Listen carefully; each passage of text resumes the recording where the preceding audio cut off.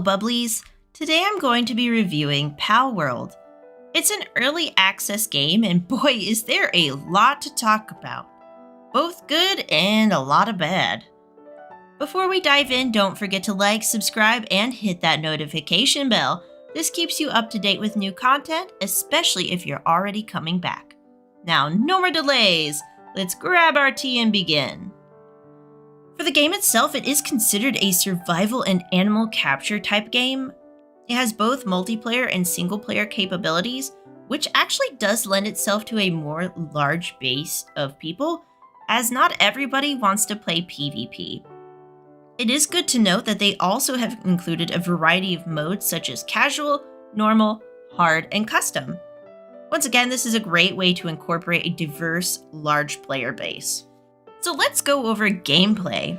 For an early access game, I was fairly surprised by the complexity. Hunger, day-night cycle, farming, crafting, sanity meter and hunger meter for pals, interactive farming and crafting for pals, a fleshed out technology tree, mini bosses, dungeons, breeding, hatching, traveling with mounts, defending the base, and so many more things. Now it does have some moments reminiscent of Breath of the Wild, Harvest Moon, Pokemon Legends of Arceus, and some other Pokemon games in general, though the way they combined it doesn't come across as a direct copy or ripoff. Now all of this will nicely segue into talking about the positives. Like I mentioned, the diversity of the game is great. It leaves the player open to experience the game however they would like. You don't have to face the tower bosses, you don't have to do the dungeons, you don't have to build a base. Are all of these things a good idea? Yes, of course. Do you have to? No. For example, in my playthroughs with Eat Silva, he's running off to battlefield adventures while I am far more functional, and I'm building a base that can end up being hands-off to support itself. It's radically different playstyles, but it's still accommodated by the game. I also think the ability to breed and plan for a better pal is a very good feature. The people who like to stat build can create the perfect team and have their fill too, without being excluded. Meanwhile, the crisp graphics and attention to detail is a bonus as far as I'm concerned. It really creates its own iconic design and aesthetic. Now, I will say that some of it does not match very well. The guns are kind of throwing me off, and some of the bad guys are throwing me off, like the Syndicate looks kind of weird. Other than standing out amongst the surroundings, it's not entirely immersion breaking. Though perhaps my two favorite features are the mounts and the black market merchants. Now, there is a huge caveat to those black market merchants, and I'm going to get to it later, so just put a pin in it, because they have plenty of negatives to go with them. But for now, let's focus on mounts. First of all, mounts are fast and significantly easier to use than walking everywhere. Because let's face it, this map is massive. Absolutely huge. Yes, you can fast travel, but you miss the mini events that are everywhere, as well as the eggs. And let's face it, the eggs are my favorite part. I just can't bring myself to miss it. Not only that, but you won't always have the luxury of fast travel when you're exploring new areas. Meanwhile, your mounts can still fight even if you ride it. And as I do more often, will ultimately provide you with a quick getaway. Now let's talk about the black market merchants. In general, PAL merchants are scattered around or wandering. This is a great way to keep your PAL bank uncluttered without being gruesome. However, good luck finding rare pals with these merchants, that's just not going to happen. However, the black market merchants actually provide you with a better way. They provide access to pals that are more difficult to find. Now, these pals are quite expensive, but if you need that extra edge in battle or for your farm, these sketchy merchants are helpful resources. With all that said, let's roll over to the negatives.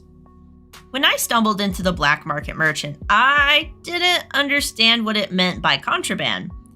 I thought it meant dangerous pals most people wouldn't feel safe buying or could legally sell. And I was sort of right, kind of. However, the contraband was humans. You can catch people and make them fight for you and force them to work at your base. And you can sell them. I was, needless to say, shocked, speechless, and horrified. Because, guys, this is slavery, human trafficking, and kidnapping. Thankfully, you don't have to do this, but the fact it's even an option is disgusting. This isn't something we should enjoy. It's dehumanizing. My next major complaint is butchering. In-game, you can choose to create a butcher knife and harvest your pals for materials. Now, it wouldn't be so bad if they just poofed and you magically get your materials. But that's not what happens.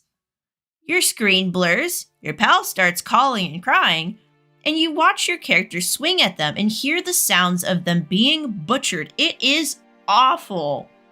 At least selling them, you don't have to think about this. Now, let's step back from the more gruesome topics and look at a few negatives that are just features. First and foremost, let's talk about character creation. In the menu, you are greeted by a wonderful variety of options. These options are great. There's one area that is majorly lacking: body sliders. Now here's what I mean, because that can be a lot of stuff. When you create a character, you are given sliders for the arms, the legs, and torso. Great, that's nice.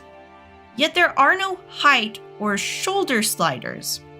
This would not necessarily be an issue if we were selecting a head that matched the body, but in some of these instances, the head is super disproportionate to the body, especially for the faces that are more masculine and defined. If they've got a baby face, it's typically okay, but these masculine faces look way too big for their tiny stick bodies. Honestly, if you had a height slider, you could probably more easily counter that, especially if you also widen the shoulders. It would just be easier. If we're gonna have disproportionate faces, we need a body slider so the character isn't just awkward. If not, just remove the faces that are weird. Another issue I found is that the area around the base can really begin to lag, or characters just stop functioning. I'm not sure how the lag can be fixed due to the sheer quantity of pals on the farm. I also know that the game does try to reset characters that get stuck. I just want to point out that this is something I've seen though, and it is concerning because you can get a lot of pals on that farm. My last issue is really two rolled up into one, and that's that the characters look like knockoff Pokemon and they can't evolve. Ultimately, for me, this is not a big deal, but I really have heard a lot of people complain about this. If you want to tackle things like how the characters look kind of like knockoff Pokemon, I just say change the art style. Make them a bit more like your character. The characters are more of a refined anime, like almost like a fighting style kind of look. You could totally make animal-like characters that are the same way. Just switch up the art style. That's all you have to do. I'm not going to leave off on a negative note, though. I'm going to talk about workarounds for this. First and foremost, remove butchering. It's pointless and it's cruel. It serves basically no purpose at all. For evolutions, don't evolve. Instead, have a baby hatch from an egg, or maybe catch a baby and then over time it grows. For every increase of rarity, increases how long it takes to grow, and ultimately, you get to watch the process of it change over time. I like it. For the black market trader, scrap the idea of selling people. You can do so much better. Instead, the game has already introduced subspecies. Lean on that. Black market merchants can have normal pals, but will mostly have subspecies of pals that can be only found within the black market areas. These pals would be fighters with more destructive traits. My reasoning could be that these pals were the losers in illegal pal fighting tournaments. Now these pals would be nearly impossible to buy, that way you can't just cheese your way through things. These pals would probably start anywhere from 450,000 all the way up to 1 million gold. Make us work for it. After all, they're not intended to be an easy purchase because they are so hard to get. When it comes to catching humans, I'd say remove it. I don't like it at all. But if you have to somehow, by some crazy stretch of the imagination, keep it, here's what I think you can do. You can catch them, but it is significantly hard to do, just like it is now. You create a small village where you open the sphere and you see if the NPC will stay or fight you. It's a 10% chance they stay. If they do, they will help you craft things like bullets and guns, and gather ore. After 20 in-game days, the NPC will leave, as it has been rehabilitated. Once again, it is difficult, but if you can keep up with it, or it can be generated steadily. Overall, I do think this is a good game that has some issues, and they really do need to be addressed, especially that black market merchant. But there's also a lot of promise for this game. I think it can fit in the niche of a now older Pokemon fan generation who's looking for a bit more mature themes, as well as a variety of other players that can get into it too. Hopefully, I honestly hope these issues will be addressed in the future, please. There are just some things that really need fixing. But as for now, I'm signing off, and I hope to see you in the next one.